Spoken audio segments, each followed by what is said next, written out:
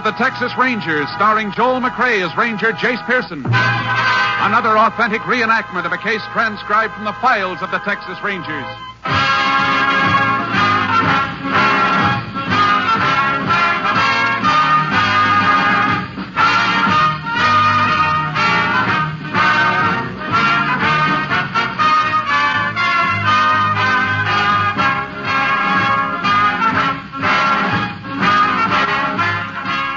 Names, dates, and places in the following story are fictitious for obvious reasons.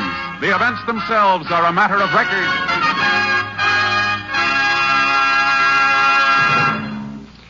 Every day, Monday through Friday, there's top entertainment all day long when you set your radio dial to NBC.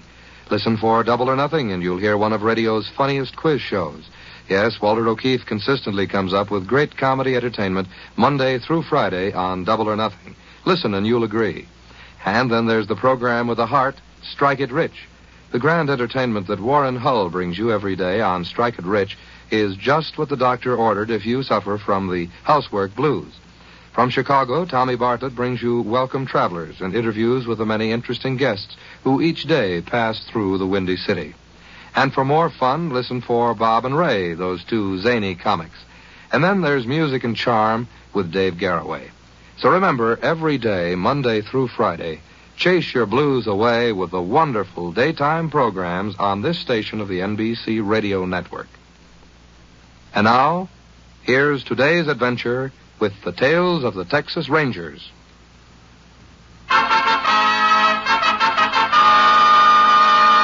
And now, from the files of the Texas Rangers, the case called Jailbird.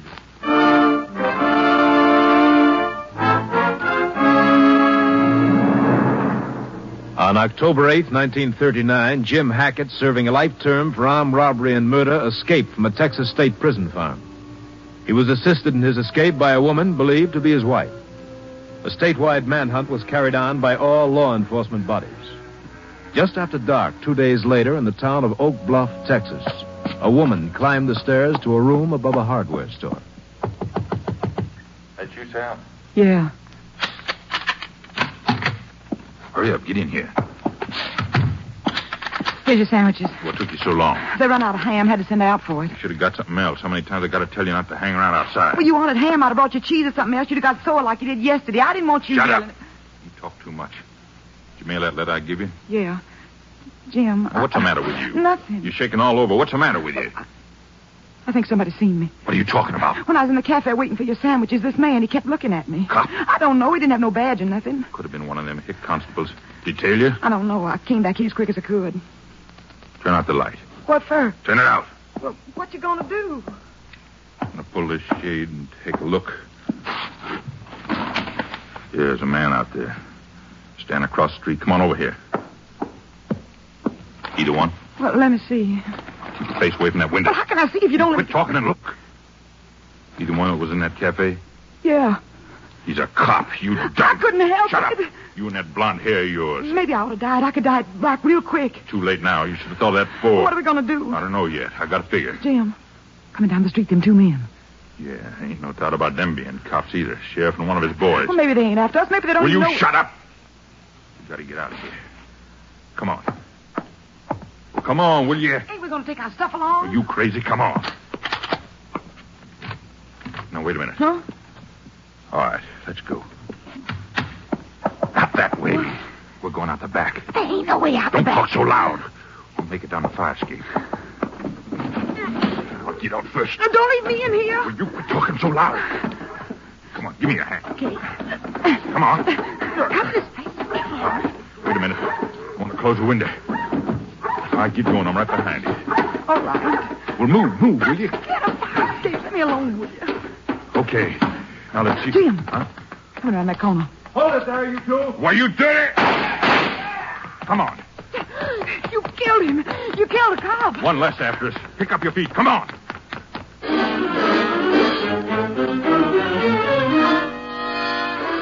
The couple ran on, leaving Constable Simmons dead in the alley behind the hardware store. Shortly afterward, a witness reported seeing a man and woman jump into a car, stop for a traffic signal, and force the single occupant to drive off at high speed. All police units within a 100-mile radius were immediately alerted. 15 minutes later, Texas Rangers Jace Pearson and Clay Morgan approached a highway junction 20 miles south of Oak Bluff. There's a main road up ahead, Jace. Report said they were heading this way. I'll set up a roadblock at the junction. Pick them up if they try to pass. Reckon they could have turned off before they got this far out? Maybe, but it's more likely they'd try to get as much distance as they can between them and Oak Bluff. The main road's the best. Clay, car coming up that highway now. Yeah, it sure looks like them. Boy, they must be doing 90. Hang on. There they go. They're really hitting it. Afraid we're not going to be able to keep up with them. This horse trailer slows us down too much. Yeah, this upgrade doesn't help any. Sure wish I could try a few rifle shots at them. You can't risk it, not with that other man in the car. Oh, we're losing them, Jace. They're already over the top of the hill. I better get hold of headquarters. Unit 10 to KTXA. KTXA to Unit 10. Go ahead, Unit 10. This unit pursuing car believed to contain Hackett and his wife. Direction south along State Road 292. 10-4. Unit 14 approaching your position from north. We'll inform that unit to set up block. 10-4. Unit 10 clear. KTXA, Yeah, with Austin. 14 waiting for them down the road, I don't feel so bad about their getting out of sight. And they probably saw us coming after them, though. Take a good look down every side road we pass, Clay, just in case they decide to turn off. Jace, there they are, halfway down the hill. Yeah. Didn't get as far ahead as I thought. Look at them weaving. Must have had a blowout or something. I think we're gaining a little. They're not going to make that curve up ahead, Jace. They're going off the road. Over the embankment. Keep on your toes when we stop. I doubt if anybody's going to walk away from that wreck. Poor guy that was with him, he probably got it, too. There's the car in that gully. Don't see anybody around. They must all still be in the car. Get down through here. Yeah. Over there, Clay. Huh? By that mesquite partway down. Hey, it's a man. It's been thrown clear when the car turned over. It's not Hackett. Reckon it's the fellow that owned the car. He dead? Yeah. Hey, Jace, What's the matter? this fella didn't get killed in the wreck. He's been shot. Let's get over to that car. Watch it. If anybody's inside, can't be much left of them. You better be sure. Careful of the broken glass. Uh-huh.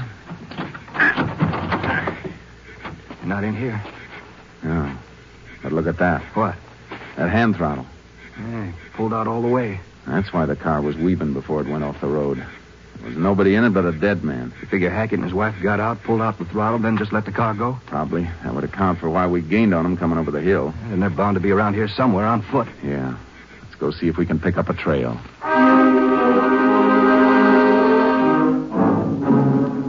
We went back to our car and notified headquarters of what had happened. Then we unloaded our horses and began combing the area. At noon the next day, a rancher 5 miles west of the scene of the wreck informed us that 2 of his horses had been stolen the night before. We figured that Hackett and his wife had gotten away. We drove to the lab at Austin and started going over the articles taken from the room in Oak Bluff where the fugitives had been hiding. Our first break was a crumpled sheet of paper which had been removed from the wastebasket. It was the beginning of a letter in Hackett's handwriting to a man named Len. It had been discarded because of an ink blot. The gist of the letter was for Lynn to meet Hackett, but it didn't say when or where. We felt this could be a lead, so Clay phoned the warden at the pen to find out about Hackett's prison associates. Uh-huh. Yeah. Spell that last name again, will you? Okay, I've got it now. Thank you. So long, Warden. Any luck? Yeah, maybe. A man named Len Jeter was Hackett's cellmate for nearly 2 years. He's still in the pen? No, finished his full term about 6 months ago. Let's see what the files say about him. It's a pretty long chance, Jace. Hackett might not have rewritten that letter, and it could be he didn't send it. Men like Hackett don't write letters too often. When they do, it's usually for some special purpose. I'd say it's fairly likely he sent the letter. Yeah, it's worth a try anyhow. Let's see. Jeter's file ought to be down a little further. I sure hope we turn up something that gives us a lead to Hackett. Uh-huh. Here we are. Pull his file, Clay. Yeager, Jeansville. Here it is, Jeter, Len. Let's take it over to the table. Yeah. It's a nice fat folder. Whoever he is, this boy's no beginner. Neither's Hackett. Probably got a lot in common. Here's a mugshot of him, Jace. Looks like he wanted to chew up the camera. Yeah, turn the page. See what kind of a record he has. 16 arrests, 5 convictions. Let me see it a second. This should be some help. What's that? He's lived at the same place for the past 20 years when he wasn't in jail. Just outside Fuller. Jace, if he doesn't know anything about Hackett, we might have trouble making him talk. Hey, look at this under remarks. Refuse to talk. Refused to talk. No voluntary statement. If he's still at home, maybe we shouldn't try to make him talk. Well, what do you figure to do? Watch Len Jeter's place without his knowing we're there. If he is taken off to meet Hackett, we want to be right after him.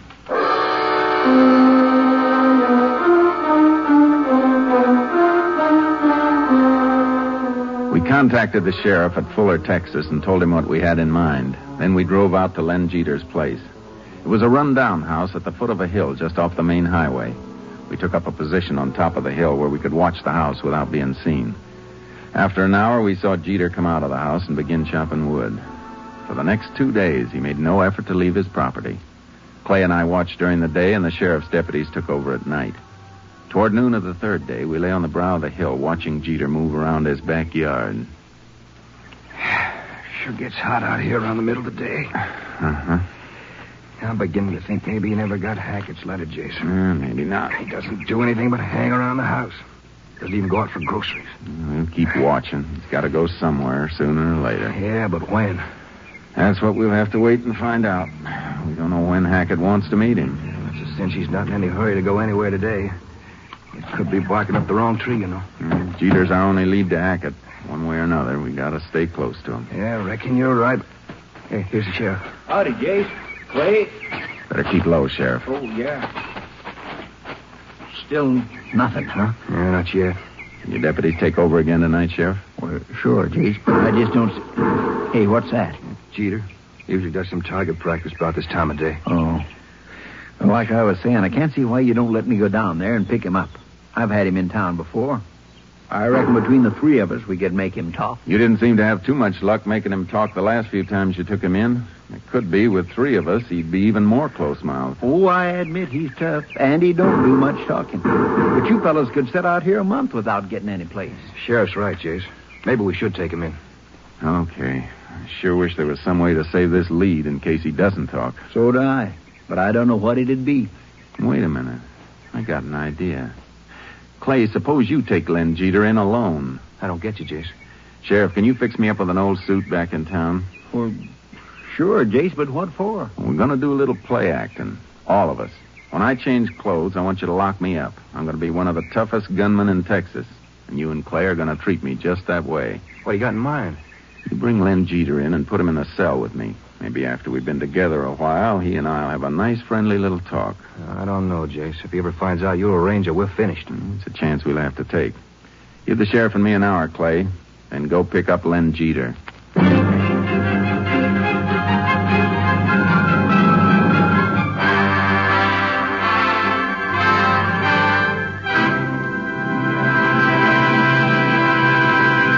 In just a moment, we will continue with Tales of the Texas Rangers, starring Joel McCrea as Ranger Jace Pearson. If you want your child to have the best elementary schooling you can give him, won't you get a pencil and paper and take down the address I'm going to give you at the end of this message? Unless we start preparing now, in a few years our public schools will be as far behind times as the Little Red Schoolhouse. Because of the huge increase in our birth rate during and after the last war, it's estimated that by 1956, there will be some 7 million more children in elementary schools than there are now. Now, we must start preparing at once. More equipment will be needed, textbooks, playgrounds, and above all, more elementary school teachers. To help assure your child a proper education, join and work with local groups and school boards. And for free information about how people in other communities are improving their schools, write to this address: National Citizens Commission for the Public Schools, 2 West 45th Street, New York, 19, New York. That's National Citizens Commission for the Public Schools, 2 West 45th Street, New York, 19, New York. And now, back to Tales of the Texas Rangers.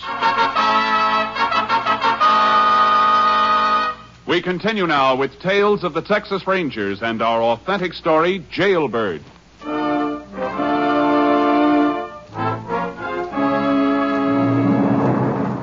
After I changed clothes, the sheriff locked me in an empty cell at the county jail. 2 hours later, I was still there, alone. It was pretty evident Len Jeter hadn't talked. Then I heard the outer door open and close. Clay and the sheriff came along the corridor with Jeter. I stood close to the cell door and waited. All right, then, look, I tell you got no right putting me in here. I ain't done nothing. Come on, Jeter, now keep moving. You got no right to lock me up. We're not through talking to you yet. I'll tell you something, copper. Even if I knew where Jim Hackett was, you wouldn't get nothing out of me. Maybe you'll change your mind. Lock him up, Sheriff. You, Finnerty, get back at the cell door. What for? Now, look, Finnerty, we don't want no more trouble out of you. Move back. I ain't going no cell with nobody. You put me in a cell alone. The house is full. You'll take what you get. Don't worry, Jeter. You'll get along with Finnerty here. He's just like you, only worse. I don't want to be in a cell with nobody. I don't want you in here with me, neither. Get in there, Jeter. And you, Finnerty, you're coming with us. You gonna let me out now? Not yet. We found somebody who might have seen you rob that liquor store. Nobody's seen me rob nothing. Come on, Finnerty. Why don't you come get me? Why, you aren't... Hold it, Sheriff. Now, look, Finnerty. You've already given us a lot of trouble. Don't make it worse for yourself. You going to come quiet? All right. Hey, wait a minute. Hey, you in there. Keep off that bottom bunk. It belongs to me. You paid for it? Just stay off it. Find you on it when I come back. Come on. Take your hands off me. All right, Finnerty. Come on, let's go. I said take your hands off me. Put the cuffs on him, Sheriff. That'll keep you from getting too frisky. Dirty cops. Come on, get moving. Think you're going to make me talk? You better start thinking again. Yeah, we don't need no talk now. We got a witness. Witness? Who you trying to kid? Keep your mouth shut, Finnerty. I've heard just about enough out of you. You haven't heard nothing yet. Get moving. I told you before, keep your hands off me. Keep moving. Pretty smart, Ranger. I wish there were just one of you here. I'd show Come you. Come on, Finnerty. We don't want any more trouble from you. I reckon you can relax now, Clay. Yeah. Forgot myself for a second. Boy, you tough. You almost had me fooled. I still have to convince Jeter. You get anything out of him? Not a word, Jace. You were right about that. You search his place? Nothing. Well, what's the next move? I'll stay in the sheriff's office for half an hour, and you can take me back to Jeter.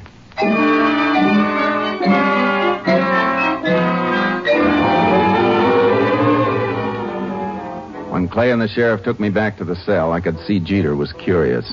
I said nothing to him. For about an hour, I sat on the bunk, ignoring him. For another 30 minutes, I paced around the cell. Jeter watched me constantly. Several times he started to speak and then thought better of it. Finally, he couldn't stand it any longer. Where you from? Hey, you. Finnerty. You talking to me? Yeah. Asked where you was from. No special place. I've been all over. I ain't seen you around this part of the country before. No, don't reckon you have. What you in for? They say I knocked over a liquor store. What, did you? You sure ask a lot of questions, brother. You know, for a while I wasn't sure. I was thinking you was a cop. That's funny. I was thinking the same thing about you. You know something? I still think you are. You think I'm a cop? Wouldn't be the first time they put one in my cell trying to make me talk. You crazy, I know cop. Yeah, it's what they always say. Hey, you're not going to get anything out of me. Hey, Finley, you got it all. You're wasting your time. Go on, rattle the bar, tell your pals to come get you. Don't use you hanging around here. Look, you ever hear of Jim Hackett? Maybe. Well, I'm a friend of his. That ought to tell you I ain't no cop. Anybody can say he's a friend of Jim Hackett. Where you live? I got a place right outside town. I bet you have. What are you? Deputy, ranger, what are you? And none of them. You see that place of mine, you know it wasn't no cop's house. I don't reckon I care about seeing it. Now let me be, brother. I got some thinking to do.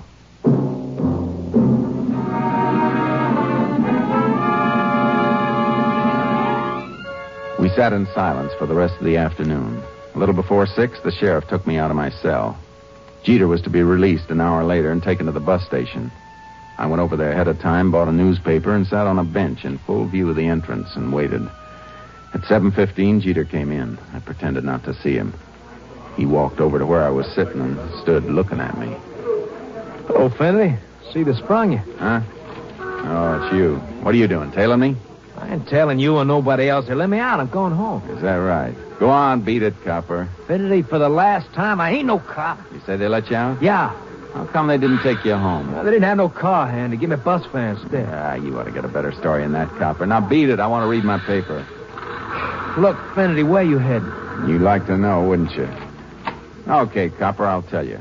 I'm going to Oklahoma City. You going to make something out of that? Bus for the north don't leave till 8 tomorrow morning. I just found that out. Reckon I can kill time till then. I'd just as soon do it alone. I want to show you something, Finley. What? I just want to prove I ain't no cop. How about you coming out to my place? I'll feed you, give you a flop for the night. Huh? I'm okay right here. Besides, I gotta go to Oklahoma City in the morning. The bus comes in here long for you. You can catch it near my place. How about it? Well, okay, I got nothing to lose. I reckon if you're gonna keep tailing me, you might as well feed me.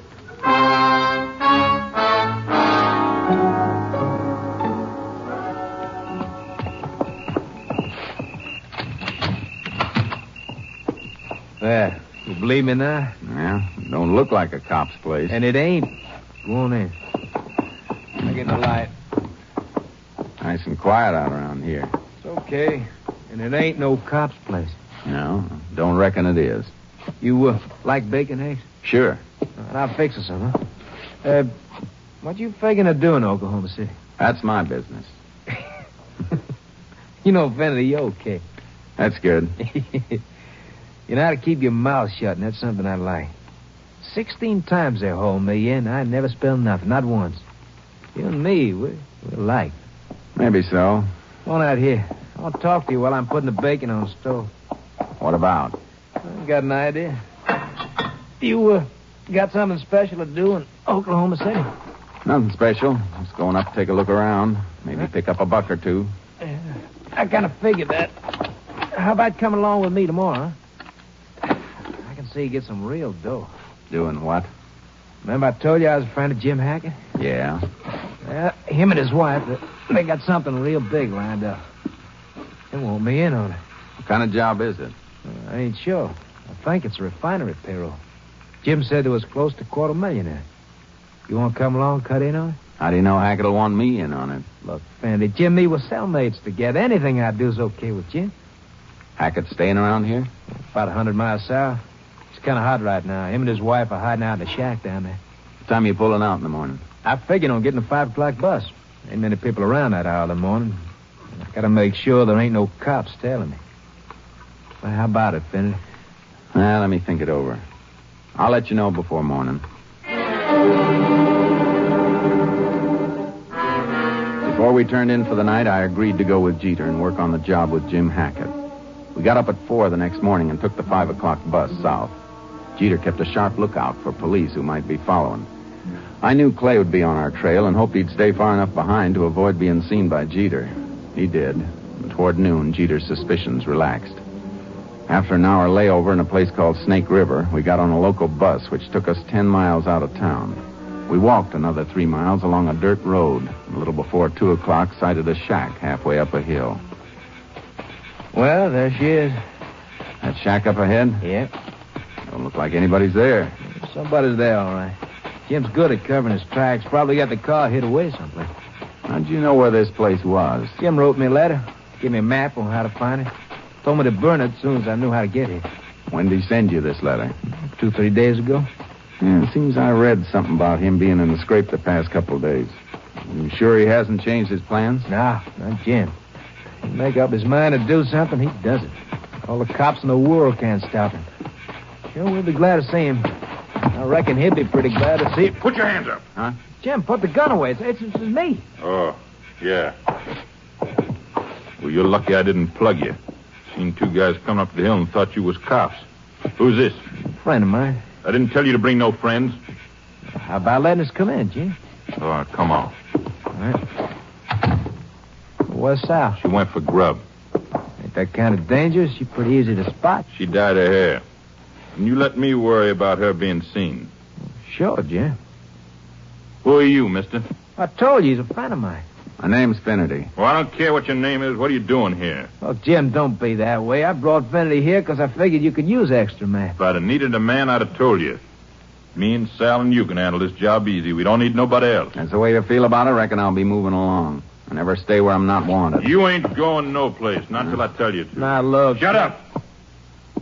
How do you know this guy's all right? He's okay. He was in a clank with me. How long you known him? Well, since yesterday, but... Yesterday? Are you crazy, lad? Look, you can use me, I'll be glad to stay. You don't want me, I'm moving along. You can use him, Jim. He's okay. You should have heard him talk to them cops over the county lockup. He don't take nothing from nobody. Now, how about using them? We ain't using them.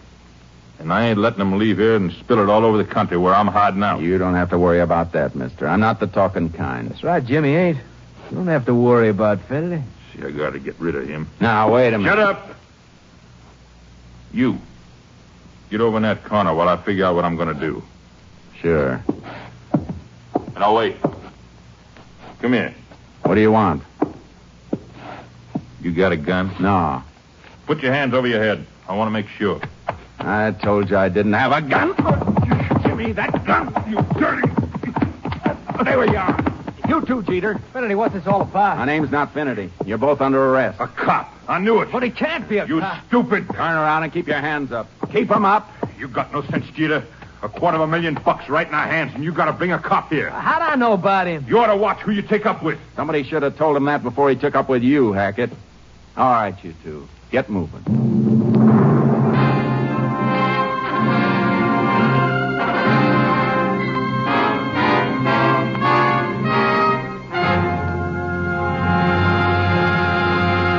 In just a moment, we will tell you the results of the case you have just heard.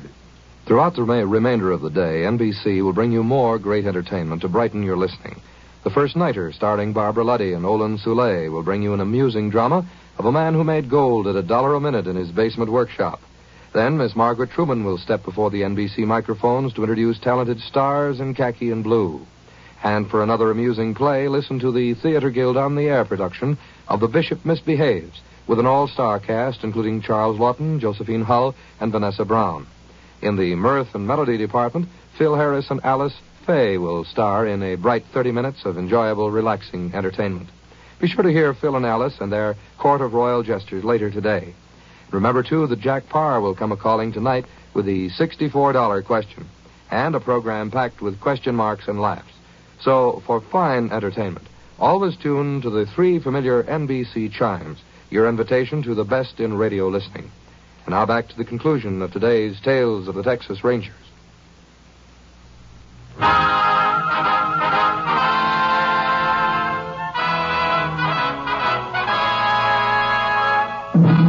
And now, here are the results of the case you have just heard. Ranger Clay Morgan apprehended Sal Hackett on her way back to the shack where she and her husband had been hiding. She was sentenced to 20 years at the women's prison at Goree.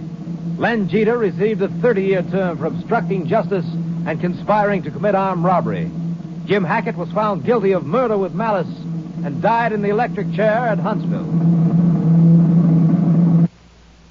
This is Joel McCrae.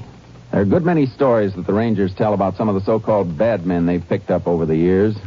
They tell about one in particular whose bark was truly worse than his bite.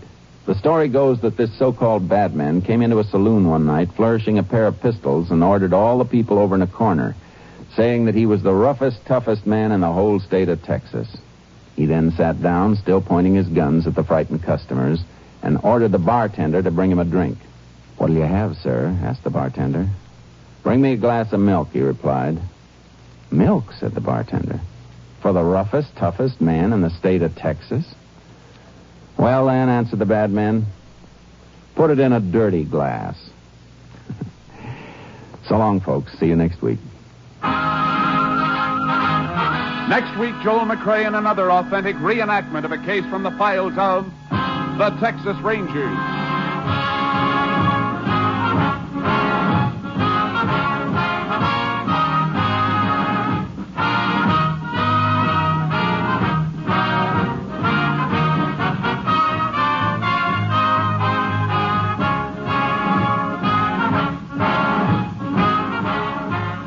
Technical advisor was Captain M.T. Lone Wolf Gonzalez of the Texas Rangers. This story was transcribed and adapted by Charles E. Israel, and the program was produced and directed by Stacy Keach. Hal Gibney speaking.